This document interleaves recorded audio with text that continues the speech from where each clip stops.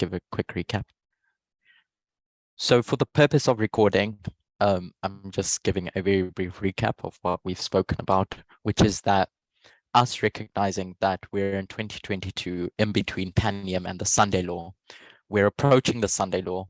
And as we approach the Sunday Law, it would be beneficial for us to look back at previous Sunday laws, 2014 being the best indicator of events that we can expect to take place at the Sunday Law. And so this presentation is going to be unpackaging 2014, but seeing how it relates to and what role it plays in a Sunday Law. If we look at the line of the 144,000 and think of it with the lens of a message being unsealed, learnt, and tested, we recognize that 2021 was the formalization of a message, us refining this message of gender equality by seeing how we align with those three different strands of feminism and positioning ourselves as radical feminists as we approach the Sunday Law. And so as we approach the Sunday Law, we recognize that the Sunday Law, the test, doesn't happen in a vacuum. It takes place within a certain context, within a certain atmosphere. Speaking of America, at least, it has to take place in an atmosphere that ferments a Sunday Law to be able to be made. And I'm sure we're all prophetically mature enough to recognize that when I say Sunday Law, I'm talking about something as it pertains to gender. So my question to Magda initially was that I wanted to go through quickly remind us of the three branches of US government at least, and what their roles are. So I asked for one example of a branch of the US government and what its role is in the US government. Okay, so do you mean like legislature, for example? Okay, yeah. So what does the legislature do? They passing laws. Do they pass laws? They write the laws. Mm-hmm. So their role is to make laws. And in the legislature, who comprises the legislature? Senate and House of Representatives. Yeah, so we would understand that Congress is made up of two chambers, if you want to call it that. The House of Representatives and Senate. So do you know how that functions, Magda, of what the process is between the two, the House of Representatives and the Senate, and their role? Oh, so which one is the lower house? The House of Representatives. Yeah, so they write the law. If they agree upon, I think that's 51%, then it goes to Senate. Mm-hmm. And if they agree upon that as well, then it goes to President. Mm-hmm. Yeah, exactly, precisely. And Debbie, do you want to give us the second branch, either of the last remaining two? Is it the executive? Mm-hmm. And who composes the executive branch? You don't have to give me all parties, but at least the main one that we think of. President? Yeah. So what would the president be responsible for? The president as well as all other... Well, I know the executive carries out the laws. Mm-hmm. So he would perhaps, depending, I don't know if he's got the power to accept it or reject it, something like that. Mm-hmm. So it's the job function of the executive branch, not limited to the president, to carry out the laws that have been made by the House of Representatives and in the Senate. And as you said, generally, they do have the power to veto those laws. unless, as we've learned, there's a supermajority that bypasses the president's say to sign that into effect. But beyond that veto power, they essentially, as I said, carry out the laws that are made within the country. It's their job to oversee and make sure those laws go into effect and function within the country. And then the last remaining branch, CEDRI. I'm going to pass on this because I'm not sure. Sure, that's okay. Tom?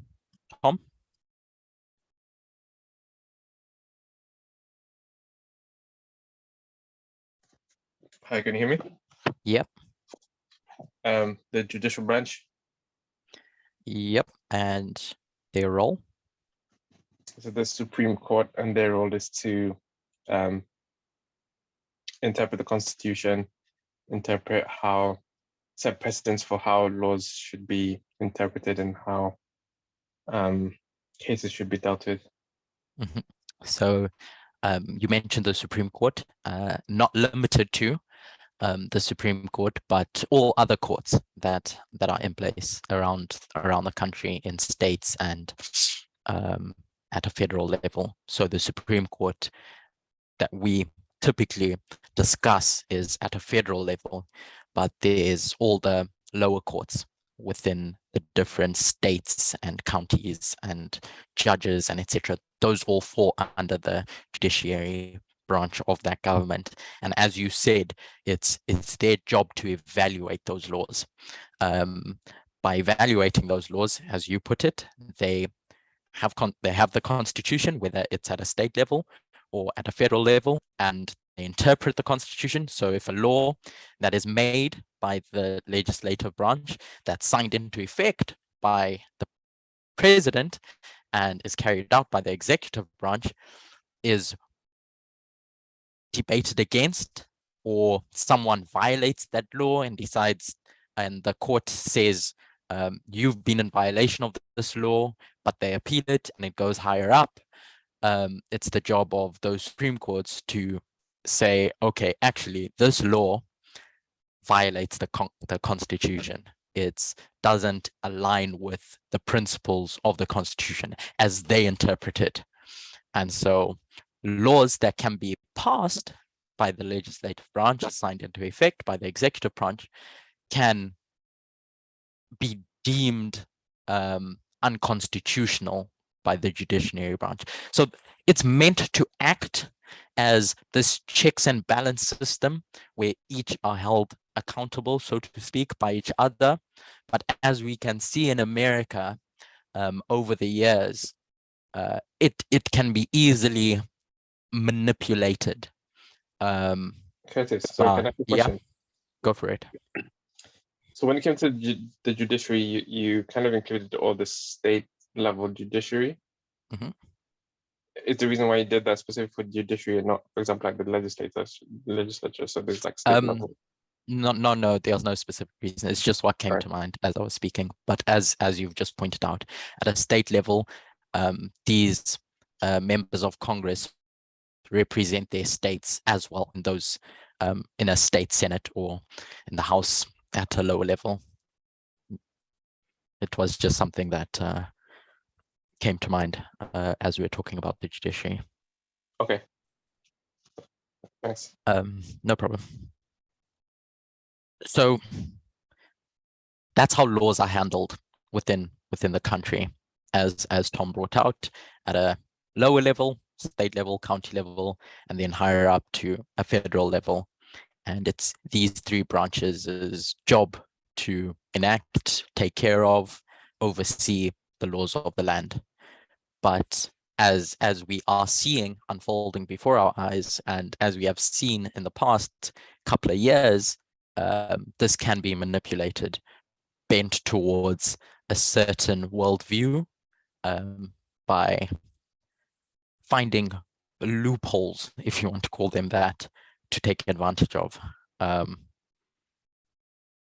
So with that in mind, let's dial back the clock and look at 2014/2018. So 2018, we appreciate is not on the line of the 144,000, but was a significant for us as priests. If we could open early writings 54, paragraph 2, and post that in the chat, we can read that very briefly. To read something Ellen White says about a vision she has that pertains to the midnight cry.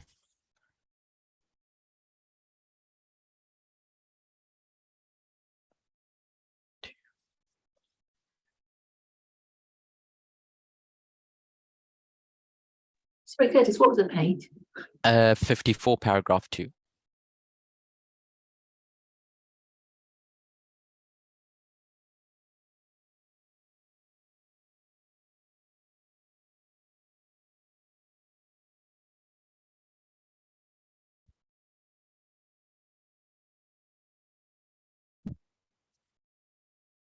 Yeah. And when that's in the chat, Emma, please could you read that for us?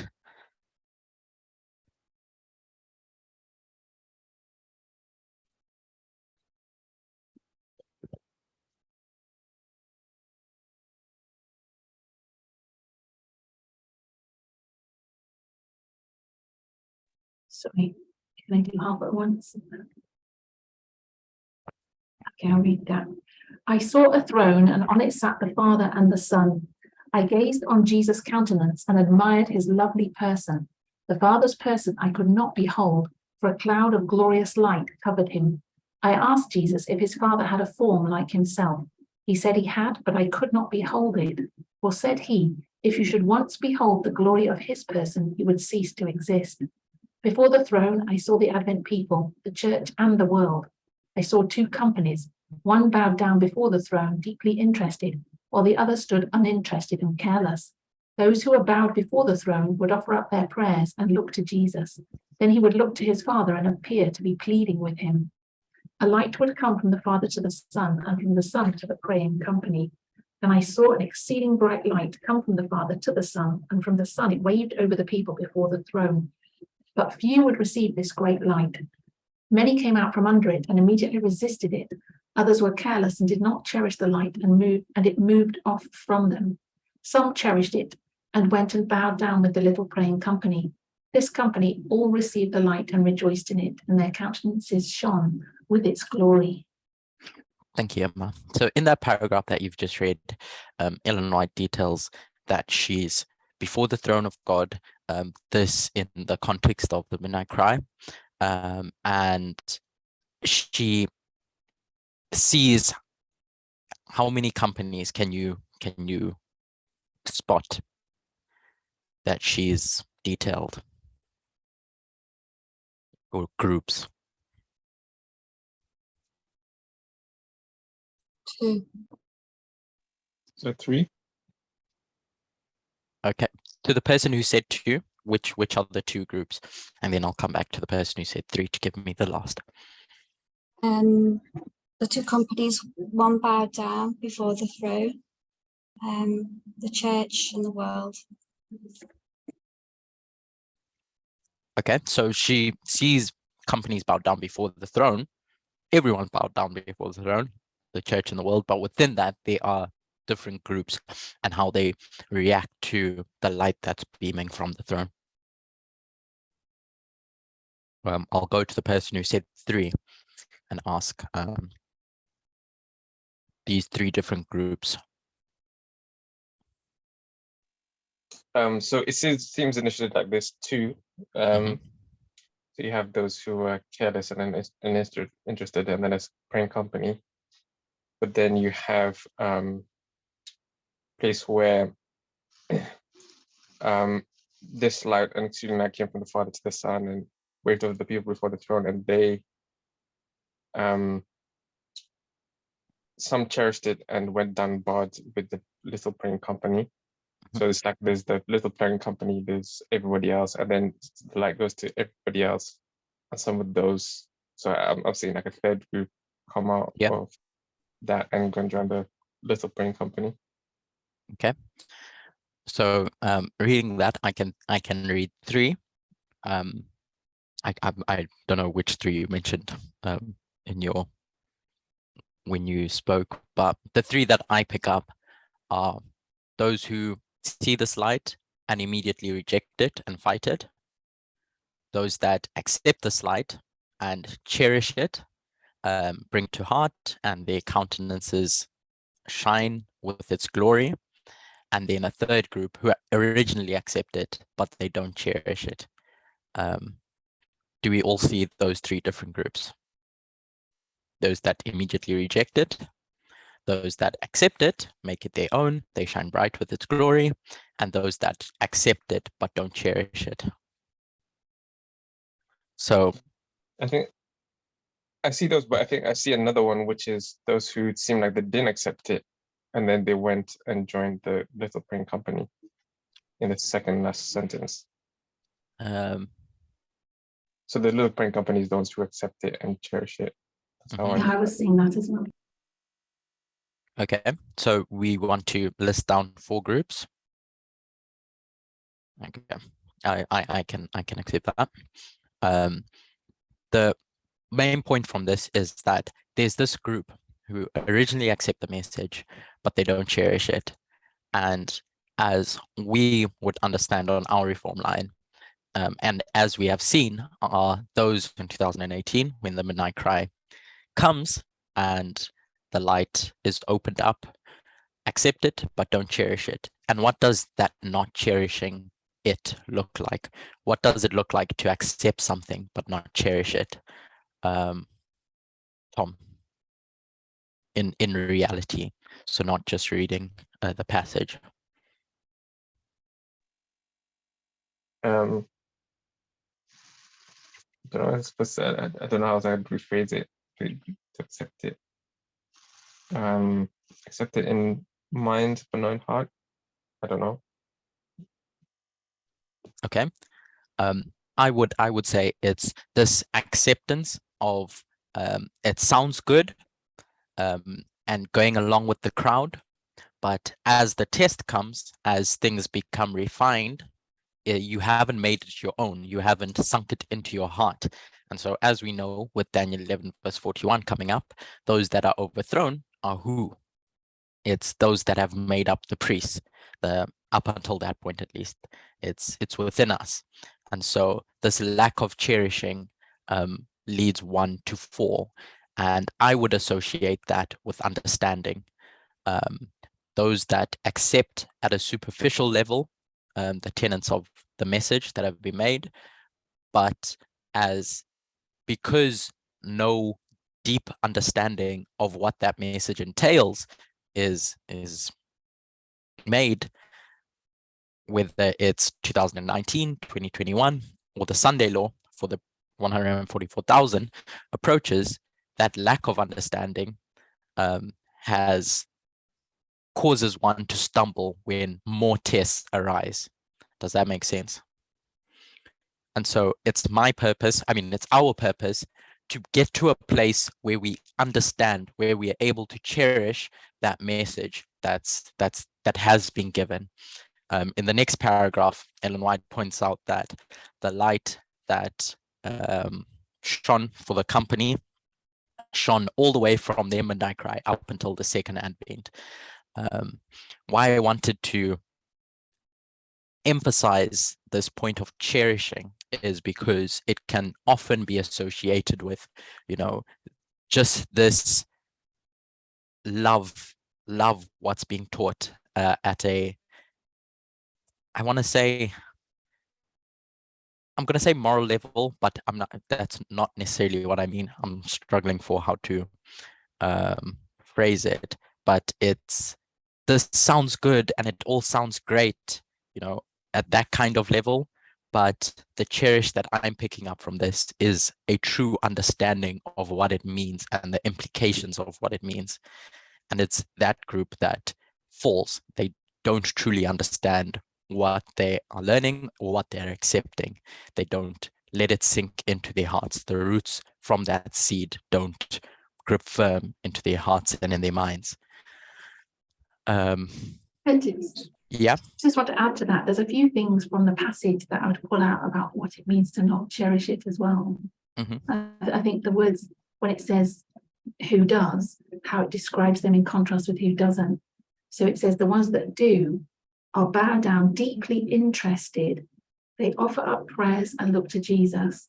And the others are standing uninterested and careless. And careless is mentioned twice because it then says about those that accept the message in contrast with those that don't cherish it.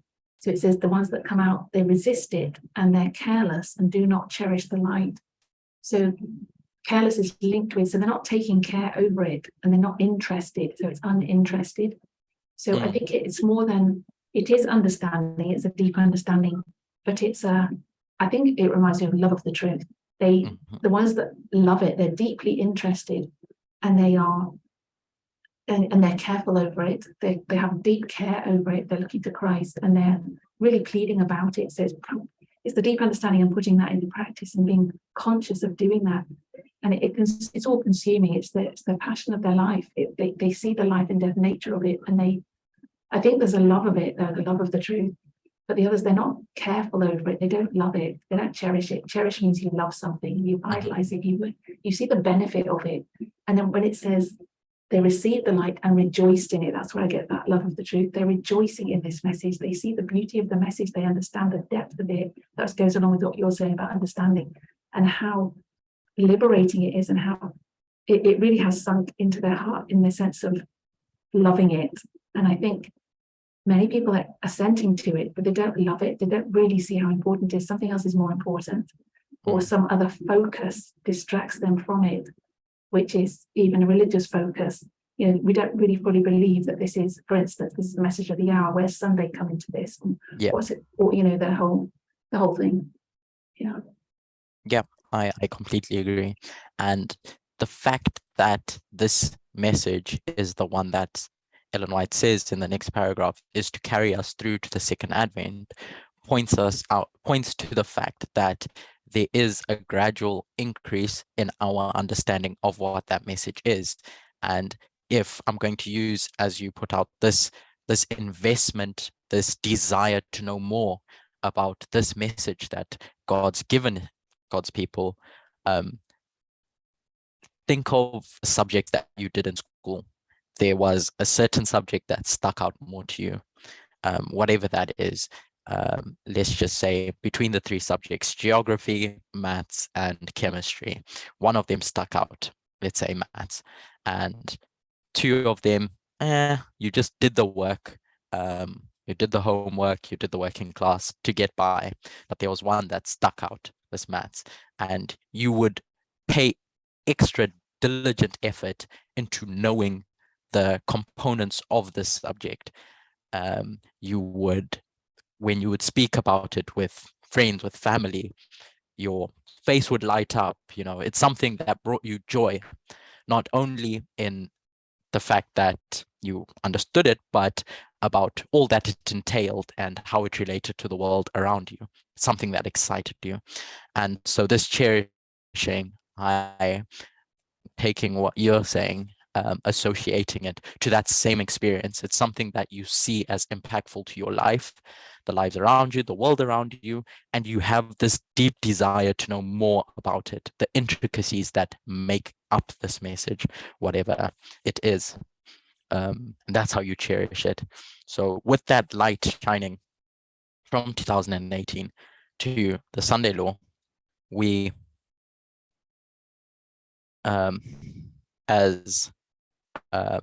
we know there's no new message. It's the purpose, our purpose, to continually understand the intricacies that make up said message.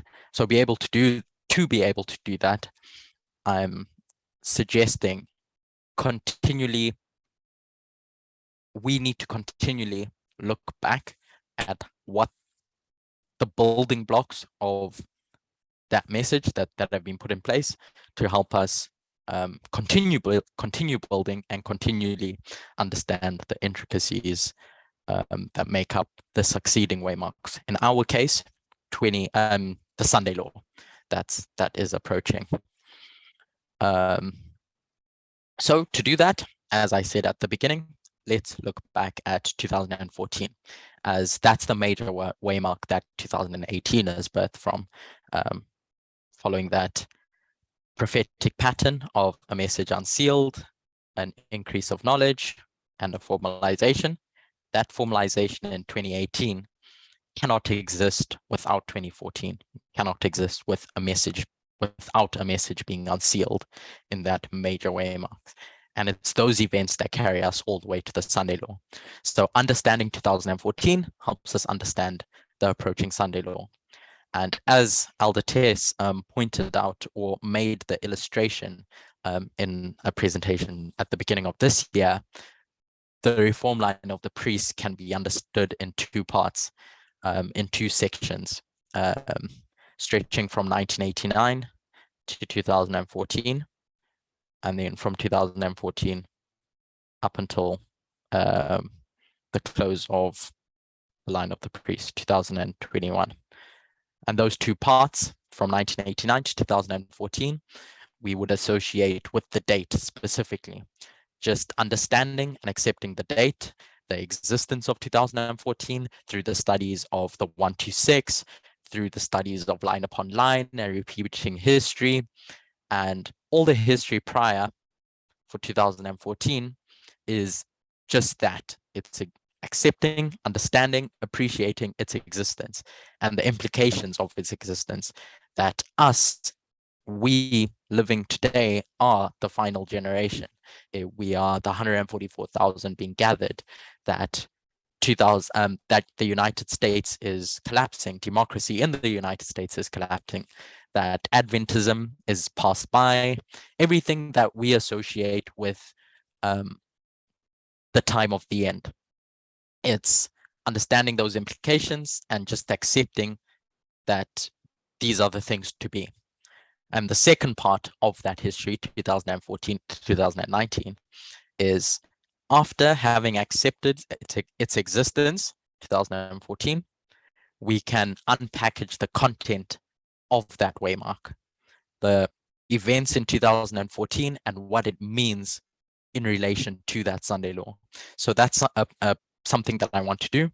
But instead of just listing out all the things that happened in 2014, I want us to think about and state at least how that ties into a Sunday law. Like what contribution does it have to a Sunday law?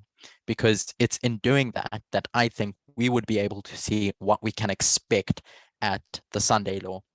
So we know that the Sunday law is a test, as Ellen White phrases it, on which our eternal destiny is decided. But for that test to come into fruition, it has to happen inside a specific context, as I alluded to at the beginning of this presentation. So what are the conditions? What's the atmosphere that needs to exist for that Sunday law to be formulated?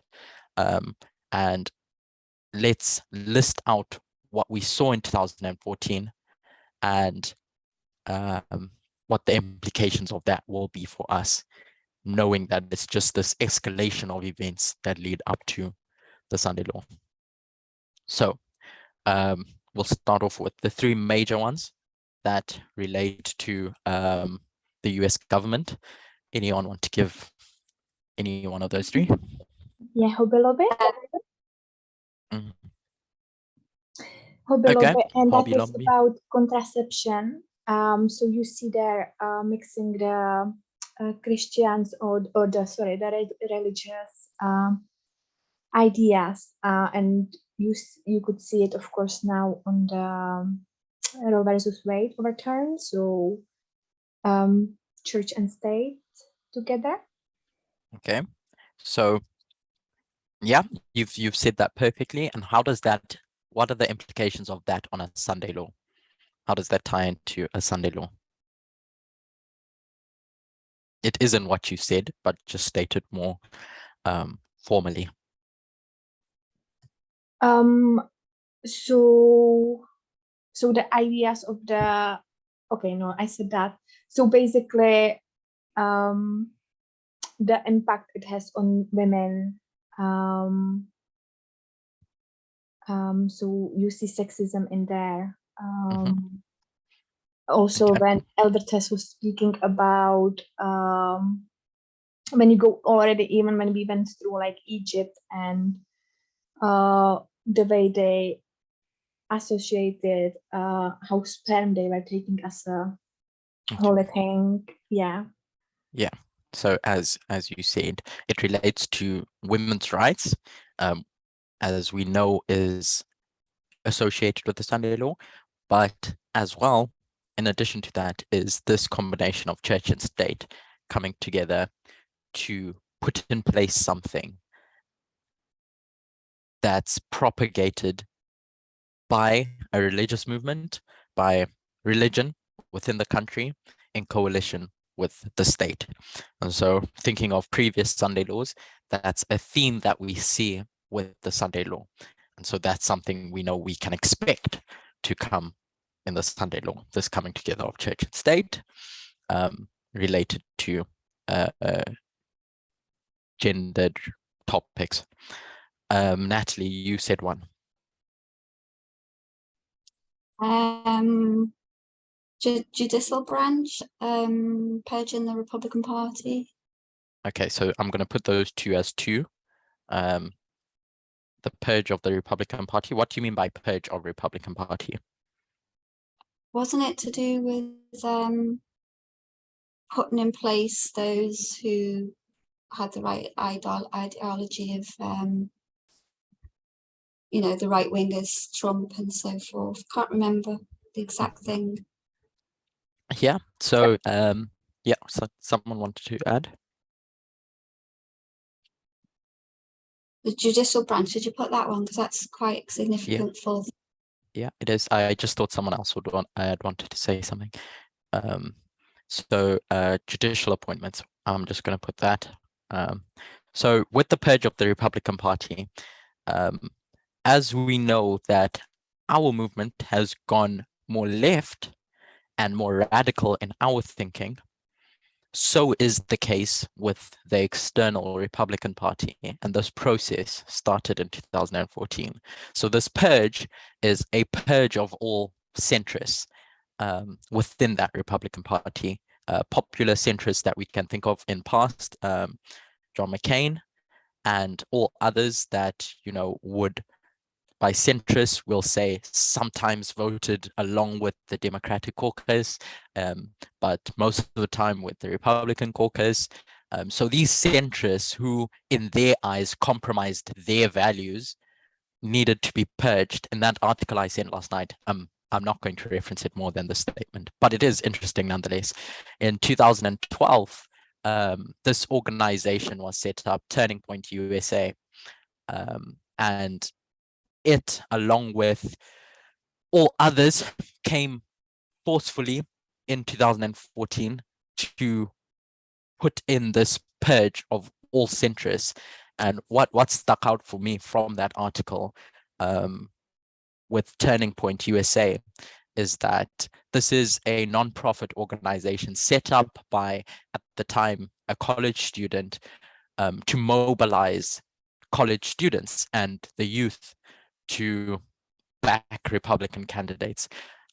Ellen White says in, I don't know the reference off by head, how the youth will finish the work, God's work. And the tendency for us is to think that externally and out there, it's the, I'm going to say, as the media puts it, old white men that are the problem in society. But if we can look at just where the mass mobilization is coming from, it's through youth. It's through youth groups such as Turning Point USA that are wanting to reshape the Republican Party into the radical state that it's in today, with unyielding ideology. So that begins that purge of the Republican Party of moderates, as it swings more right wing. I mean, you just said judicial appointments, Natalie, and Mitch McConnell blocking judicial appointments. So those two, what are the implications of those two as it relates to the Sunday law? I'll just state so for the sake of time. You can't have a Sunday law, something that's meant to be so radical, so out there, with a party that does the right thing, if that makes sense. So they have to swing as right-wing as possible to be able to do something like that, to be able to pass something like that. And Mitch McConnell blocking judicial appointments, we see the effect of that today. Under Obama, blocked Supreme Court nominees and court judge nominees, and the state of where we are today is that the judicial branch is held by the Republican Party and will be held by the Republican Party for years to come. That's not going to change. Because of that process that started in 2014. What that means for the Sunday law is, again, what is the job of the judicial branch? It's to evaluate the laws that are made by interpreting the Constitution. So if you have that whole judicial branch thinking the same way, when laws are passed and it comes time to evaluate them and interpret the Constitution, they will interpret it in a way that sides with those laws. Bear in mind, when I say all this, I'm not implying as a definitive that it is a singular law that's passed at the Sunday law, but more so the thinking around why it's needed to capture the judicial branch to be able to have a Sunday law, as well as why it's needed to purge the Republican Party of moderates. Okay, so other than those three as they relate to the US government, what other things, significant things can we think of in 2014 that took place? It can be any.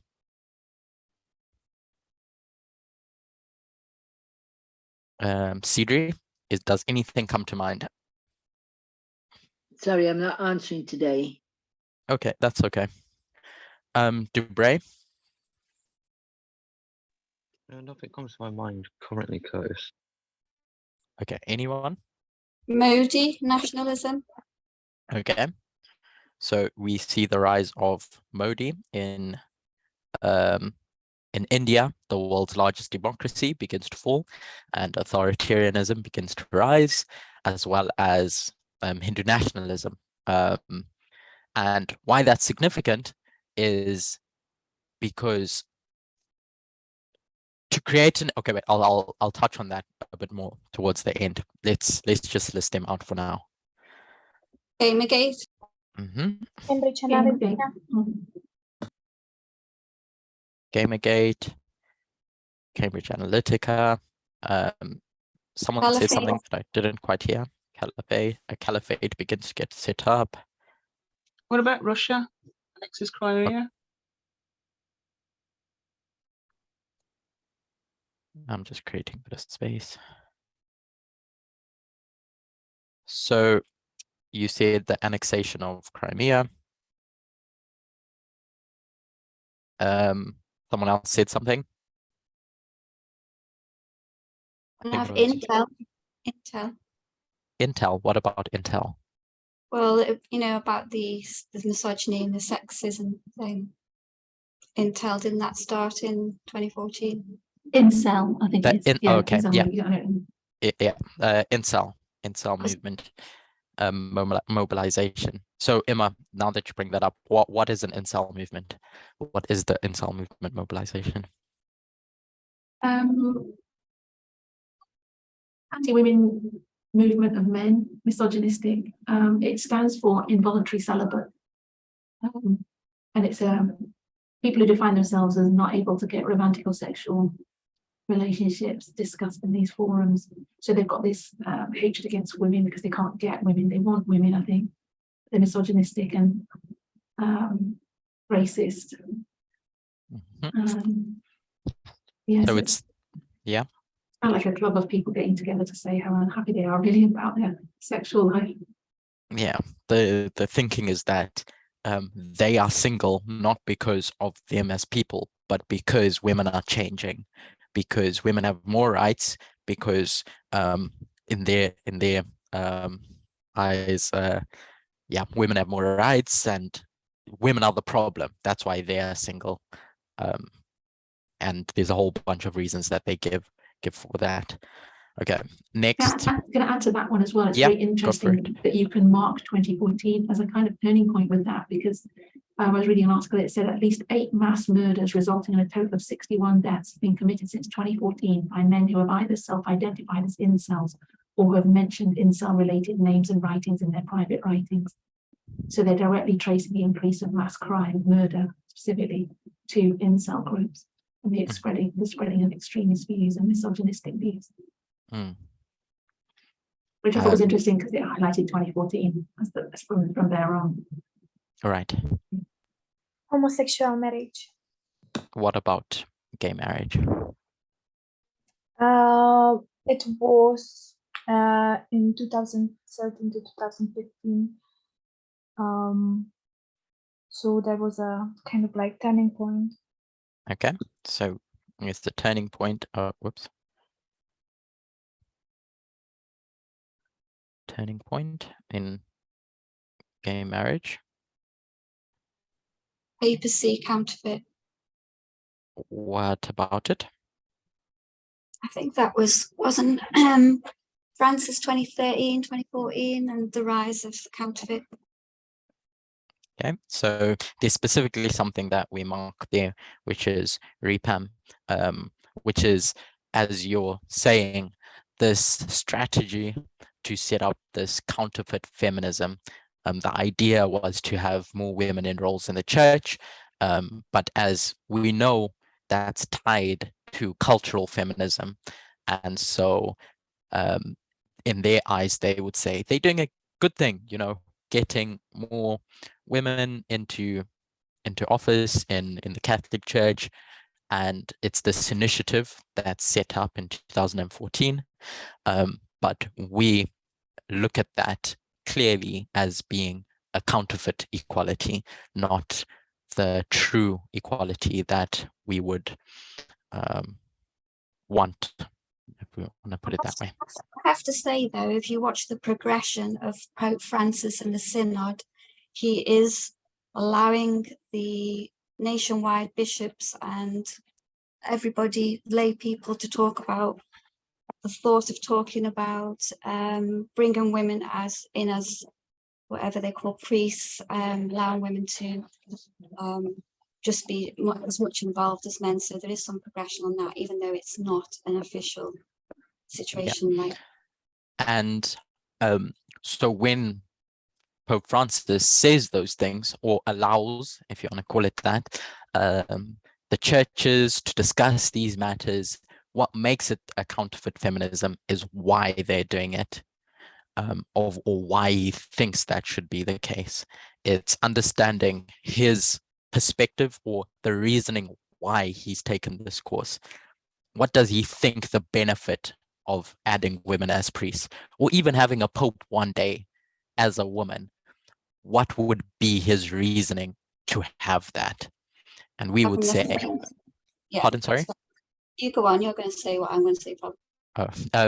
And we would say that, as he has openly said, it's coming from this cultural feminism perspective, that there are certain qualities that a woman has that a man cannot possess, and so would be beneficial to have a woman in that position. You know, if we think of how they worship the Virgin Mary and why they worship the Virgin Mary, is because she embodies everything that it is to be woman, to be a pure woman. And so there's a term that I cannot remember that means, you know, intrinsic qualities that each sex has, gender essentialism. And so, yeah, it's just, yeah, carry on.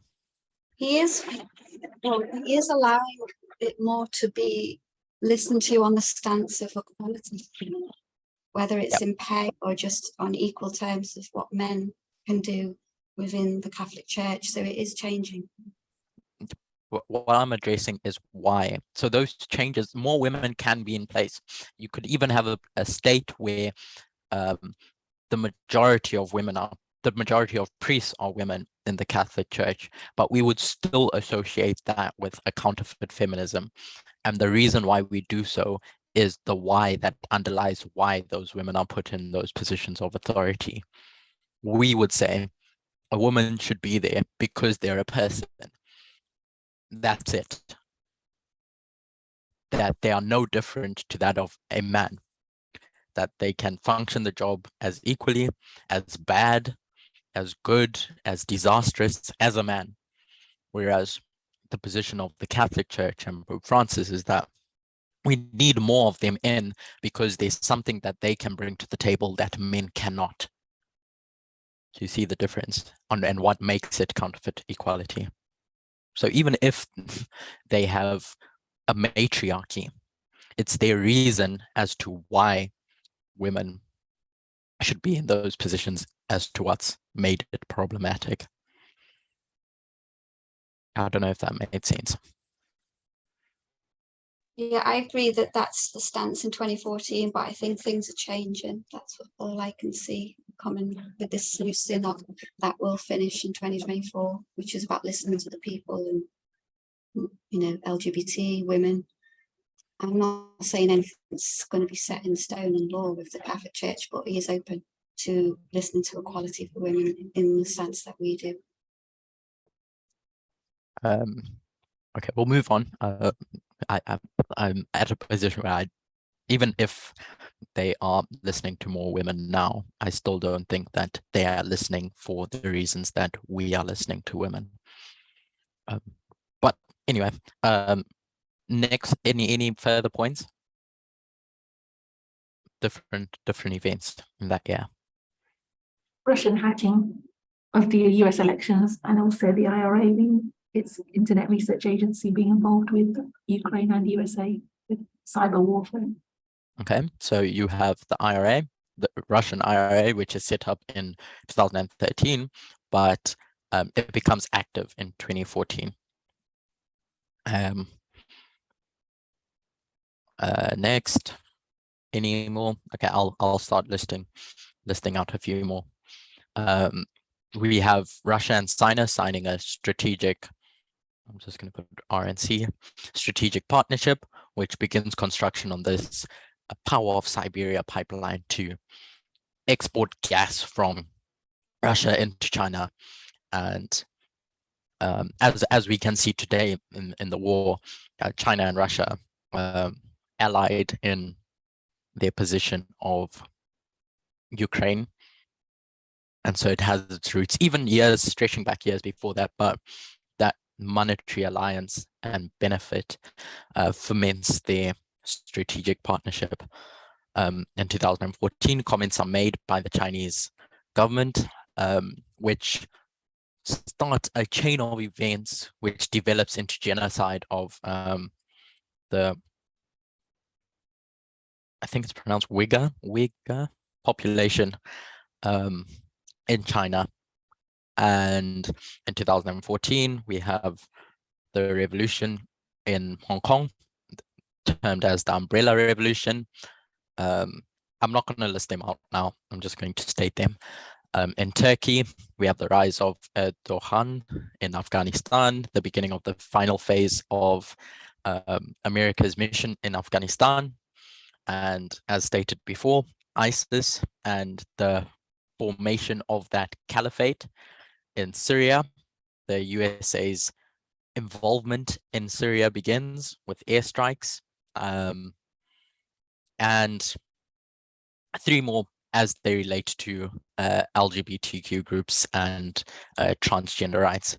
So I've listed out the different things that happened in 2014 into different buckets or different headings, if you want to call them that. Democracy, whether it's US democracy or democracy around the world, and the breakdown of democracy. So if we were to think of the breakdown of democracy, specifically in the USA, why is that necessary for the Sunday law? Why is it necessary for democracy to break down to have a Sunday law? What's the relationship between a breakdown in democracy to the Sunday law. In Revelation 13, we read about this beast that comes out, that rises, this lamb-like beast with 2 horns, and we would say that come the Sunday law, those horns are broken. Why are they broken at the Sunday law specifically? If it's just this, I'm going to say it for now, just to simplify our discourse, a law about a law pertaining to gender discrimination, what does a broken democracy have to do with that? Tom.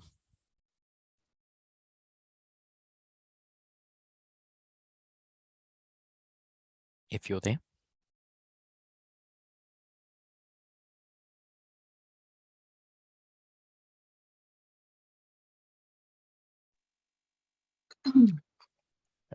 Okay, Debbie. I was going to say, could it be the trampling of the Constitution, which allows them to sort of bring these oppressive laws about? Okay, so yeah, I'll put it that way, in the sense that to have oppressive laws passed, you need to have a situation where, one, you're not listening to the people, because what is a democracy? It's a government that is put in place by the people. That's what a democracy is. That's voting. It's you as the people get to decide who your leaders are. So to be able to have this law that is repressive, the government needs to ignore the people. So the people are, as we have seen throughout the history of America in the popular vote, side with the Democrats, enabled to put in this law where the government is in place not through a democratic process or through everything that entails democracy. Democracy needs to break and authoritarianism needs to rise, where decisions can be made in a vacuum, in their own sphere. So the president or the judicial branch or the legislative branch can decide how the country is run without any checks and balances. Does that make sense? Okay, and then the next one, radical Islam, I've put in, the forming of the caliphate and the USA's involvement in Syria and the beginning of this final phase of war in Afghanistan. Why do we tie radical Islam to the Sunday law? Magda.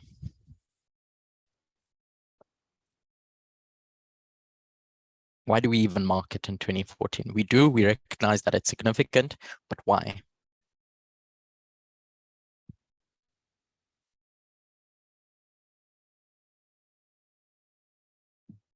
Someone else maybe wants to answer. Sure. Altpaminda, are you participating?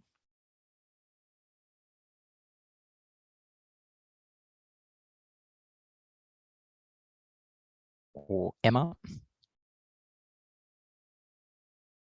I think the original logic was the 3 woes from Revelation 9 and the repeat of history from the Millerite time period, where we linked 1840 to 9/11 and saw that the woes are connected to the sealing of God's people and allowing them to be sealed, and then being restrained allows God's people to be sealed from Revelation 7. I think that's initial logic, and that these woes are going to, the 3rd woe will escalate to the end, and that it's going to be involved in the final close of probation. When you look at 90, page 11, I think we associate that with the close of probation at the end, when everything's just let loose. And radical Islam is that angry horse that's going to be let loose, fully there. So we see it as part of that end time destruction and unsettling in the world. So in the story of the 3 woes, why are they loosed? Sorry, they're attacking the armies of Rome. So why? that's their prophetic role. Yeah, and why are they attacking the armies of Rome? So we'll say for now the USA.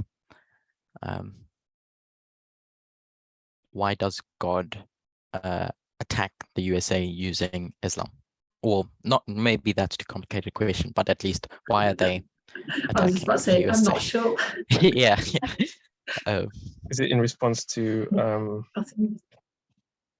yeah, I think part of it is to protect God's people from whatever they, almost like a distraction for I don't know if I can say the king of the north. Maybe that's not the right way to phrase it. Ellen talks about like there's times where the Reformation was about to be, wholly snuffed out, and then these Mohammedans would come on the horizon and kind of distract Rome and take away the armies.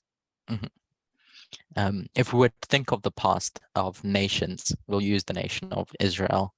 I'm not making a parallel in the example that I'm going to give, but just kind of Sorry, leading us. Yeah.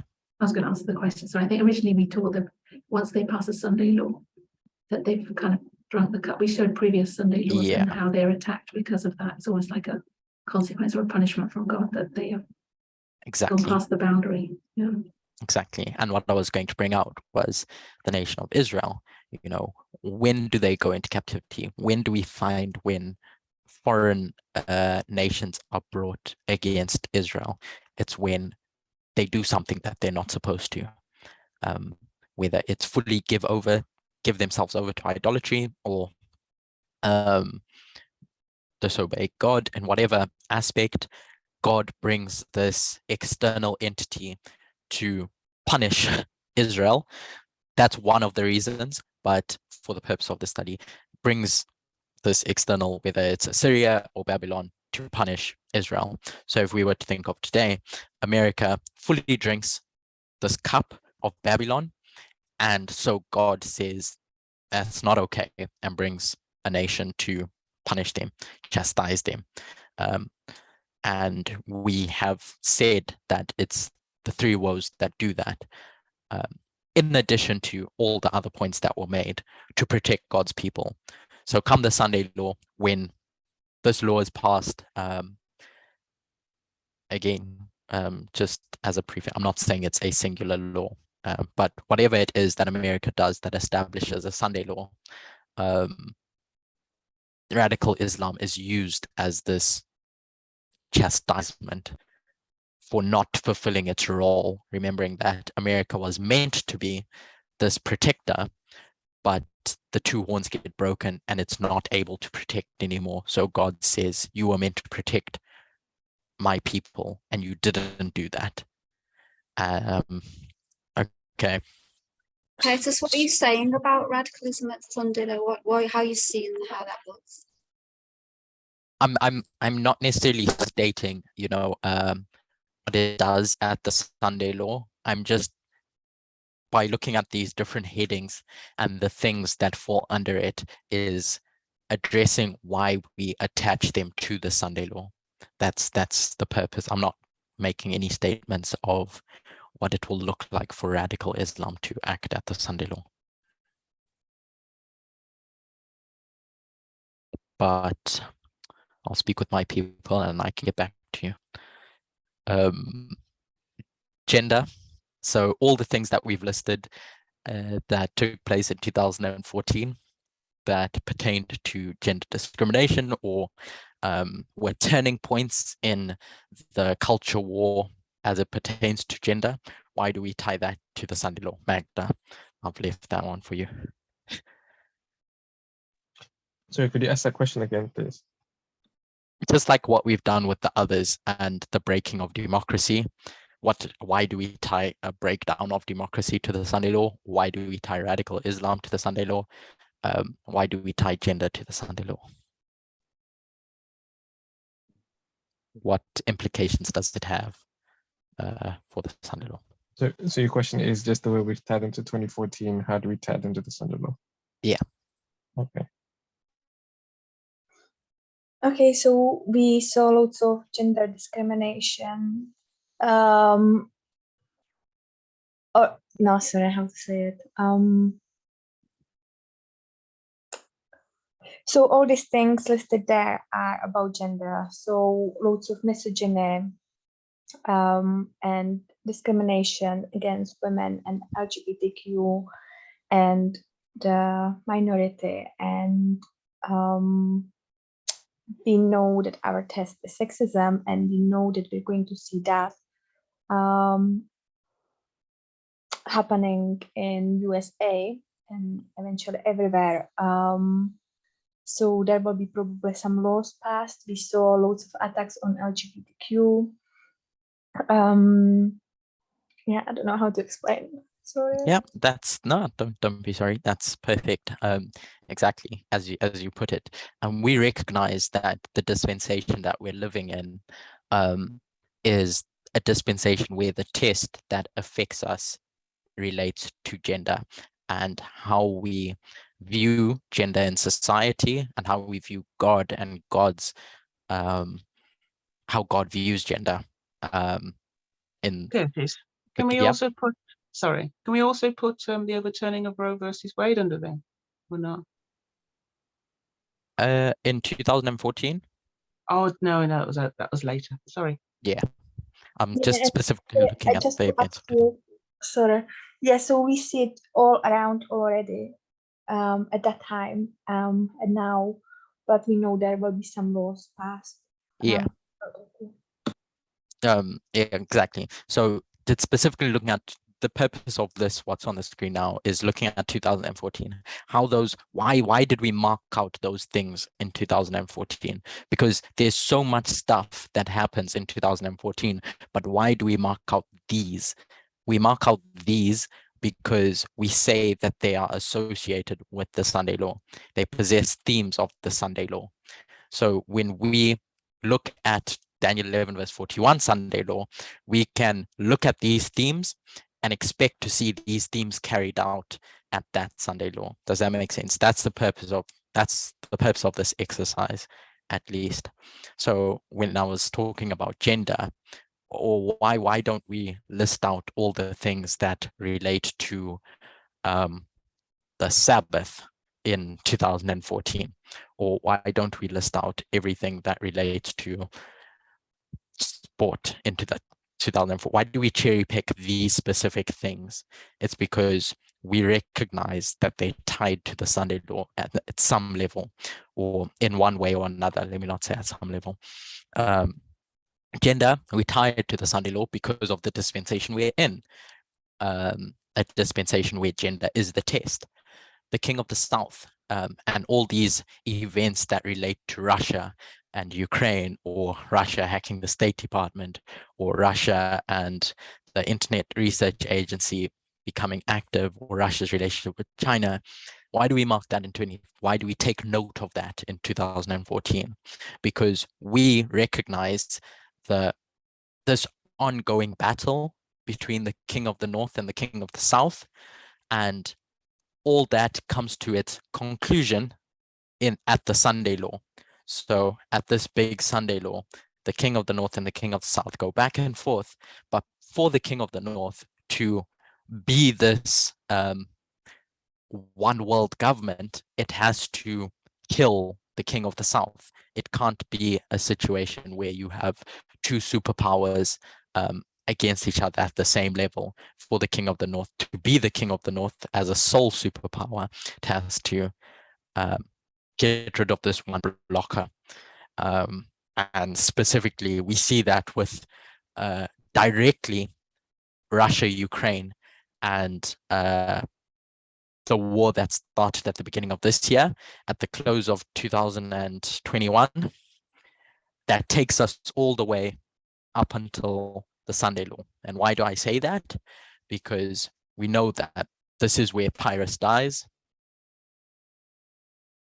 And this is where Pyrrhus is injured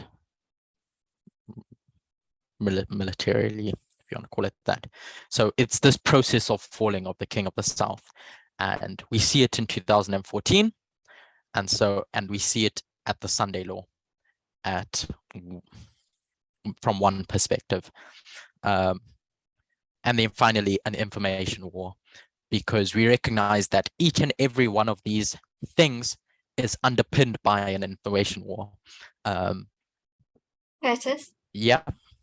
What do you see with Russia and China at the Sunday law, Um, or anyone? yeah, okay. Does anyone want to contribute?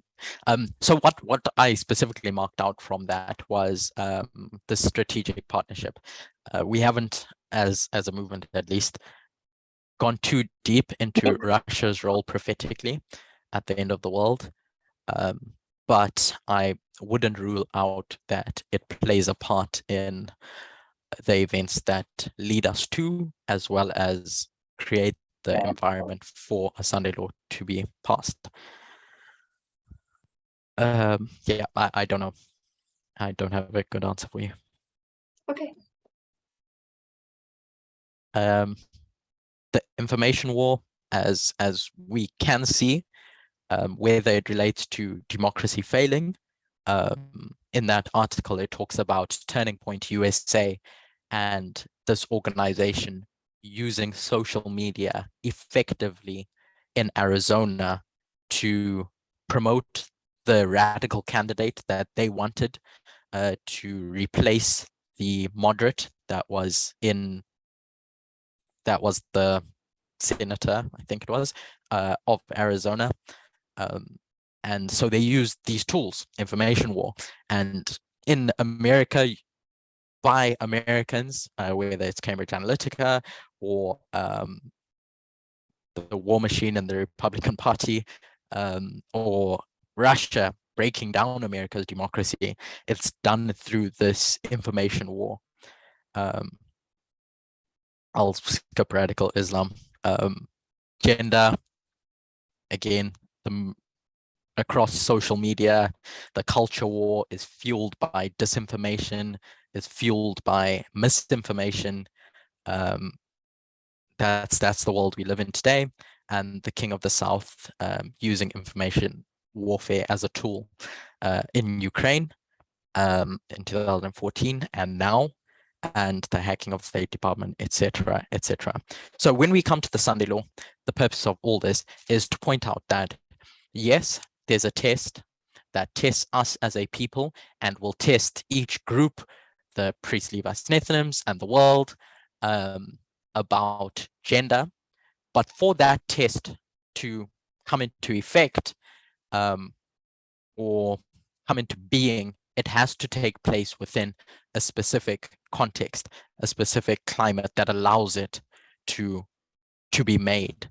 There's a quote that goes, it's by a guy named Paul Brund, I think.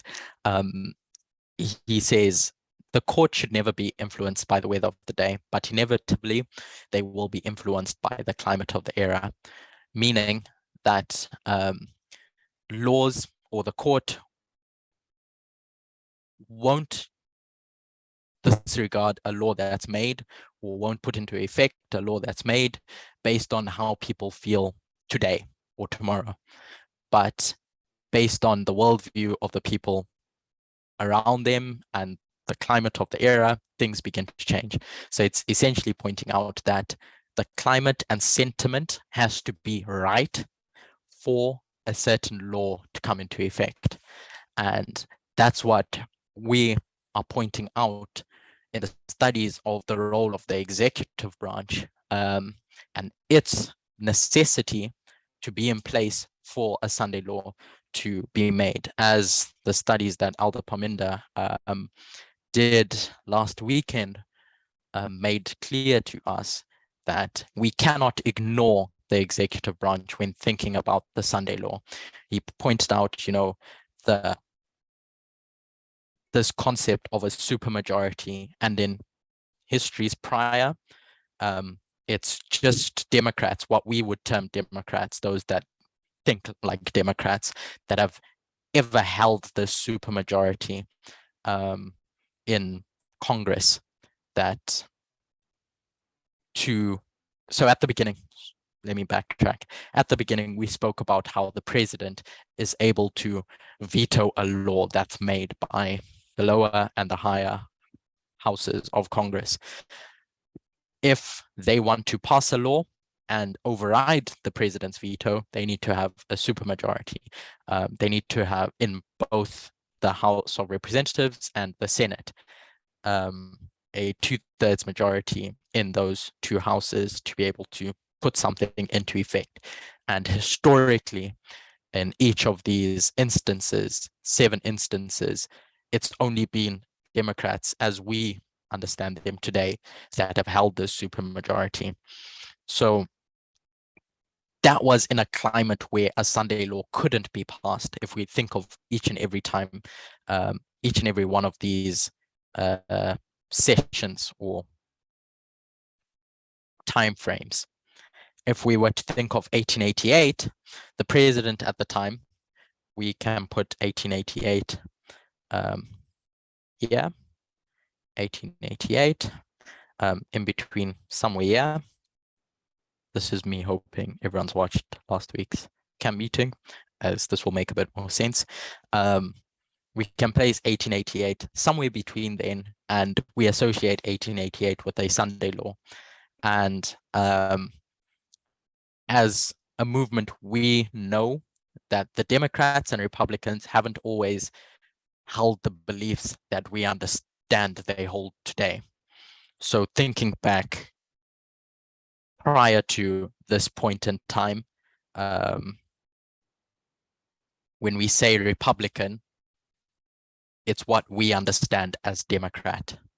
And when we say Democrat, it's what we understand as Republican, if that makes sense. So in 1888, we had this situation where a Republican, what we understand as Democrat, wins the election in 1888, and the Congress that's put into office in the following year, 1889, is controlled by Republicans, what we understand as Democrats. And if we were to think of 1888 as the year that the Sunday laws events started, we can see why that was a history of failure.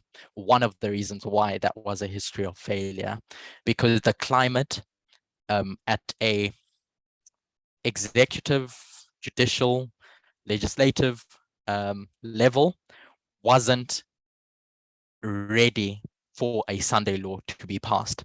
Couldn't have been. But fast forward to today, I'm saying and pointing out that should we come to the Sunday law, the climate needs to be necessary. And it's all these things, the breaking down of democracy, the culture war escalating to where it gets to, the King of the South falling, the use of information war escalating to a point where the left just can't keep up, gets to the point where a Sunday law can be passed, as well as those that legislate, those that evaluate, and those that legislate, evaluate, and carry out the laws are held by the party that would do something like passing a Sunday law, if that makes sense. So to summarize or to conclude, as we approach the Sunday law, we recognize that there's a test that tests us as God's people, and that test is equality as it relates to gender. But in this time period, whether it's a year, whether it's a day, whether it's a month, this waymark, there are things that take place in that time period. As we know, every waymark is a time period as opposed to a point. Sometimes we can attach a date to it, but there are events, external events, that are components of that test. So while we focus on the test, it's also important for us to be aware of all the things that take place in the context of that test, that make that test happen, make that test a reality.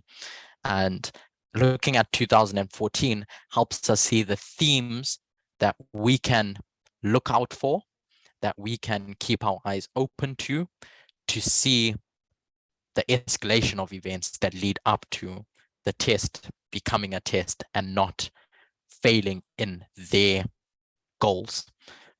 by they, I mean the entities that are opposed to us, if you want to put it that way. So it's my hope and my prayer that going forward, and as we approach the Sunday law, we can continue to understand how these different headings contribute to a Sunday law, how these different elements and components make up the Sunday law at an external level, because we won't just see the test, the law as it relates to gender, and that will be the end of it. We'll see all the other external things taking place in America and around the world that point to the fact that we are living in the Sunday law whenever that time comes. I hope the recap made sense, and I hope it was beneficial. Does anyone have any specific questions now or contributions as we close? I think that point that you made at the end is very important about each waymark being a period and not a point in time. And I think from what we can see there on the board, all those things amount to the Sunday law in 2014. And so there isn't one thing that we would point to and say, that's the Sunday law. And I think that's a really important point, but we know we're not at that time period yet. We're in the agitation of it, but everything is testing us at this point, whether we are those people in the vision who are bowing down and praying and move when they're supposed to move. Because in that vision, it's all a spiritual warfare that you see with no external kind of events involved. And it's not very, it wouldn't be obvious to people looking on who's in what group and who's doing what. But the way that's pictured there, it's clear to God who's doing what. And then the people themselves are in earnest at every step of that journey. They're not waiting for some future point. And I think the danger we're in is that we have always waited for a certain point where we're going to be tested, in inverted commas, where we know that we're being tested all the way along the line. Every day we're being tested whether we're faithful or not, and that's Christianity. And that, you know, if one of us should die next week, we're being tested right now whether we're being faithful or not. And I think the danger we're in is we're hanging on for some future event to say, this is it, we've made it, we've passed this bit, it's done, this is the thing. And I just think from looking at this, it doesn't look like that. And I think if we, from this model, go to 2019 and 2021, which 2 more Sunday laws, we can see that it just doesn't look like a Sunday law. And that's the danger of that language, which I know we have to use, but is that we're putting off into the future something that is already now here. And I think, not that I'm saying it's here, the Sunday law period, but I think it's that whole mentality of expecting to see some great thing and waiting for it. And in that waiting time, not being faithful because we're just thinking, well, it'll happen sometime, but it's not here yet.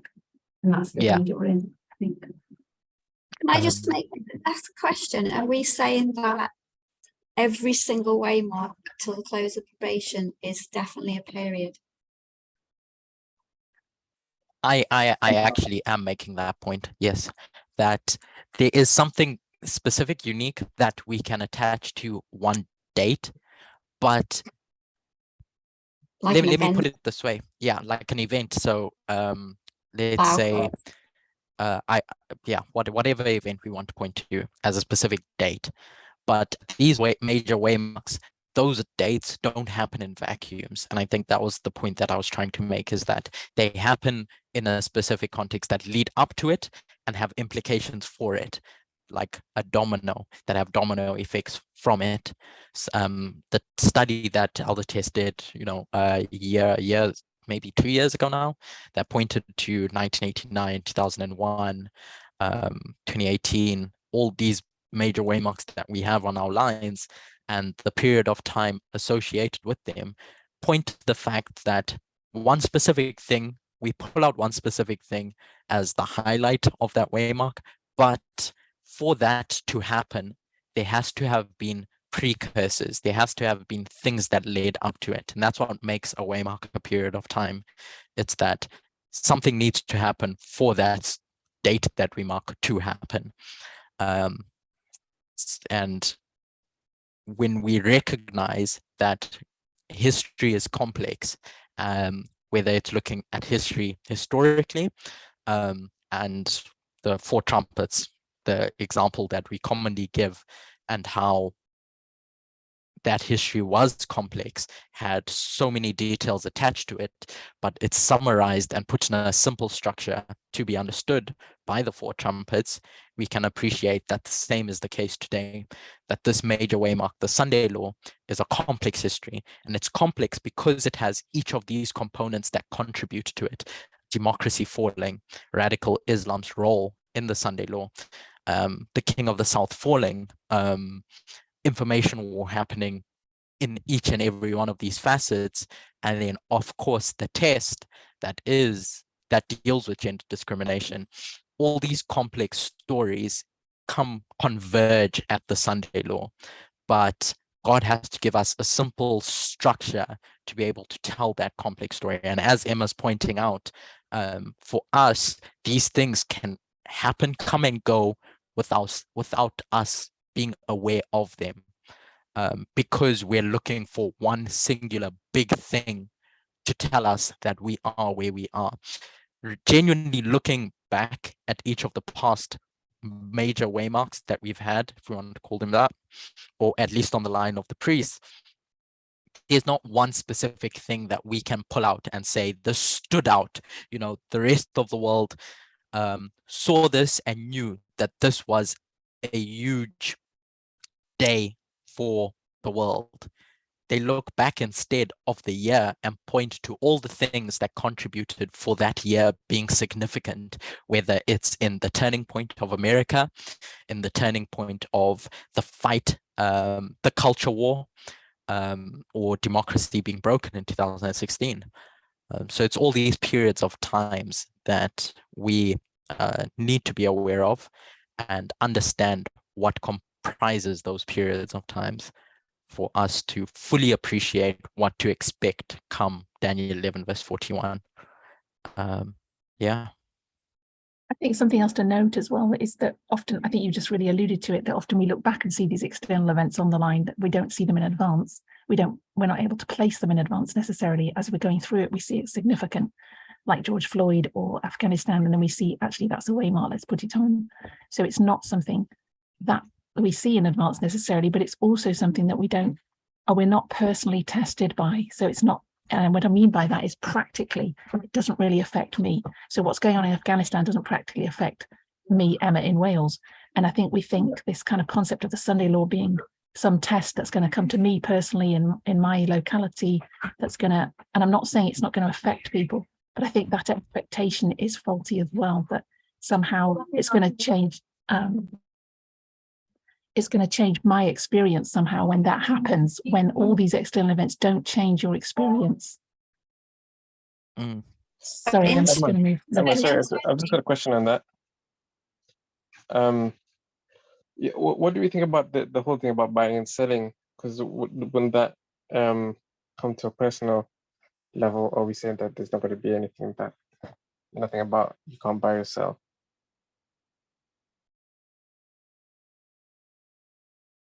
Emma? Okay, yeah, I think it's sorry. I think some of these questions we don't have answers to at this point because we're still working our way through what it looks like. But I think as we've learned in camp meetings recently, we keep interpreting everything very literally when we should be seeing it symbolically. And I'm sure there's a lot of that imagery, which is faulty, that we have applied from Great Controversy. That is not the correct picture now because we know that's a parable and it's not our time. So whatever that looks like, it may not be a literal buying, whatever it looks like in different countries, everything's going to look different anyway. And I think I'm not sure what that would look like. Whether it's a literal, you can't buy and sell food. I mean, I don't know whether it's an economic disaster. I mean, if anyone has any thoughts about that. But all I know is we've got to reevaluate how we read those things and how we've made them very literal and running to the hills and the whole test, the whole thing. We applied it with that Great Controversy viewpoint. And we know it's not worldwide in the same, Sunday law could never have been worldwide, the way that countries will run, the way they have their ethos, that it just wasn't practical, our viewpoint of it. Well, mine, I don't know about other people, how they see that. How do you see it, Tom? Do you have any thoughts? I think I don't see a reason why it wouldn't be like that. I mean, I hear what you're saying in terms of where I've figured things out, but then I think there's also some things where I don't think I see a reason why it wouldn't be like that either. So I suppose I don't know how. I think my feeling is that some of these things have to be at some level testing at an individual level. Tom, just so I understand you correctly, are you more so pointing to the fact that the buying and selling is at an individual level, and that's what you're bringing out, that it tests a person individually, and that's what you're applying, or are you literally applying buying and selling and expecting people today not to be able to buy and sell? I suppose it's maybe a bit of both. I hadn't thought about it buying and selling until Emma mentioned that when tests at an individual level.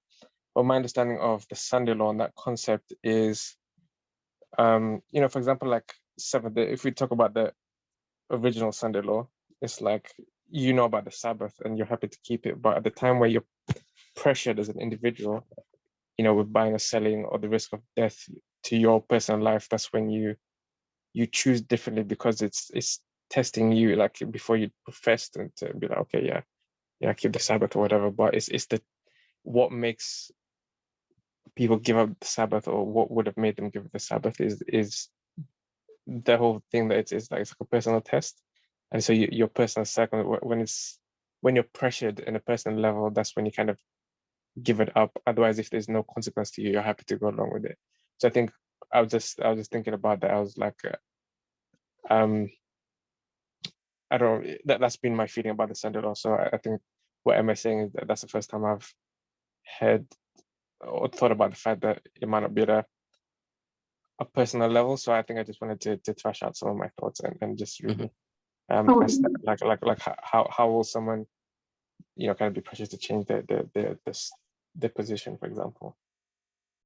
I was just talking to someone about this the other day. Actually, a couple of people got different points on this issue, but someone was asking about that buying and selling. We were throwing around how maybe this isn't literal. This is about buying and selling the truth. And I'm just looking at buying and selling the Bible, and it talks about buying the truth and selling it not, and how we should, the virgins and the whole picture of them going to buy oil at the midnight cry, and that going away and buying and not being ready for the coming in. I know that's probably a separate analogy, but just the whole concept of this is a spiritual warfare. And before we even get to buying and selling, we know that many of us are not even really buying the truth in that sense now. If we look at that parable of people bowing down and earnestly praying, and those are not careless.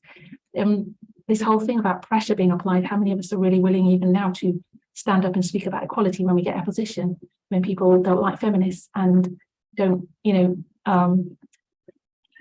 there's so many aspects of it where we're pressured not to speak out, not to live our faith, not to really be proactive.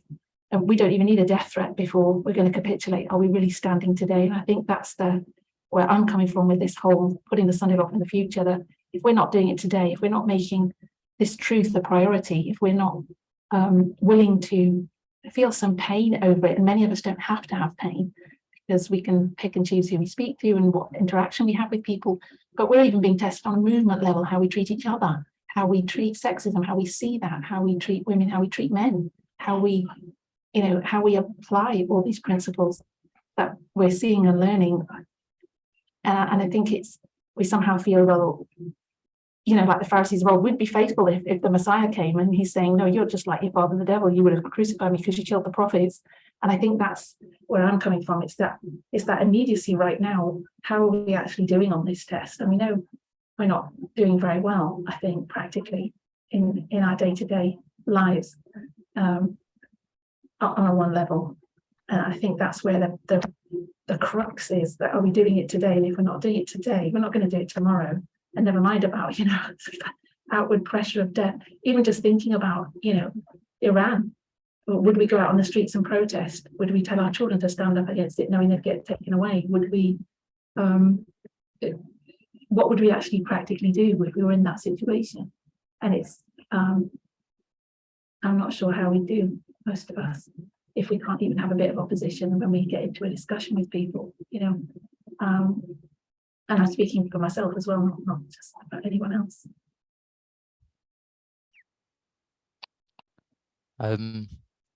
Okay, I think we can close there for today, and I appreciate everyone's involvement, and I will close with a word of prayer now. Dear God, thank you for the opportunity to learn more about you, as always. But as we touched on today, looking back at 2014, we can look at the year and see it as a year full of events, full of things that are for us meant to be, I'll put it this way, harbingers, so to speak, of the Sunday law that is upon us. The event foretold for many years, prophesied in Revelation. It's facing us, it's right in our face, and it's our prayer and our hope that it being right in our face, we can see it for what it is, which is the breaking down of democracy around the world, and that and the implications of what that entails. Whether it's when democracy falls, discrimination rises. Authoritarian government comes up, gender discrimination just exasperates. And I pray that we may be able to see how each of the events that are happening today lead up to that point. With the midterm elections happening this week, God, we recognize that government in America is in a place where to be able to pass that Sunday law, it needs to have the atmosphere to do that. We know that these midterm elections are important for that. We don't know what the outcome will be, but I pray that whatever the outcome may be, we may be able to see them and recognize them for what they mean and how they contribute to the coming years. Pray that you may be with us in our studies, in these escalations of Sunday laws, as Ellen White puts it, blue laws, up until the Sunday law, in our personal lives, that we may continue to refine our thinking, our worldview, so that we may be able to align with you in how we think and how we deal with matters, how we view each and every one of these events.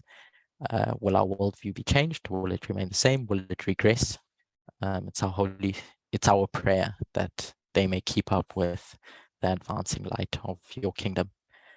I pray that we may have a good Sabbath. Please be with us throughout the rest of the week as well. In Jesus' name I pray, amen. Thank you very much, Curtis. Can we stop the recording, please? It was a very thought-provoking